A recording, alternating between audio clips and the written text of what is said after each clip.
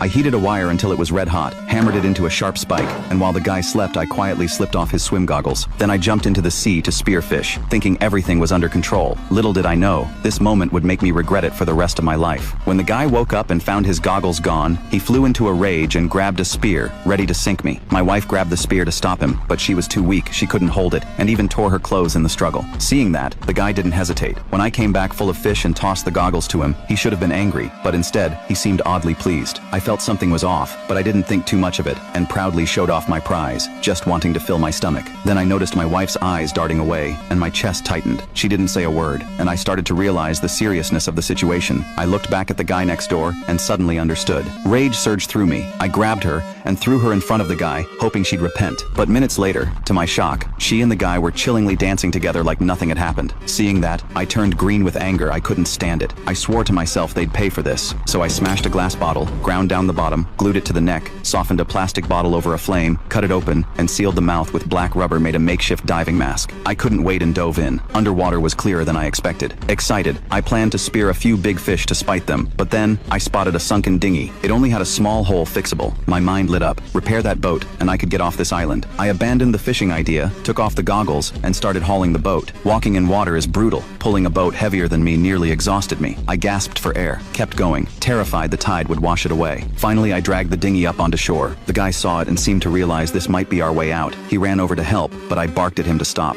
He'd humiliated me before, now he had the nerve to cozy up to me? No way. For days I worked on the boat, dreaming of leaving the island. Then my wife came to apologize, saying she did what she did to survive and begging me to take her when the boat was ready. I wasn't stupid. I didn't buy her one-sided excuse and turned away in anger. Not long after, the boat was fixed, and even had a sail. Seeing the guy busy, I grabbed my spear, planning to catch a few more fish for provisions. But as soon as I hit the water, I sensed something was wrong. I surfaced and saw they had already loaded all their stuff into the dinghy. They were trying to steal my boat. Fury boiled over. I sprinted to the shore, trying to stop them, but it was too late. They'd pushed the boat into the water. I chased after them but couldn't catch up, and could only roar on the beach. Watching them sail away, my anger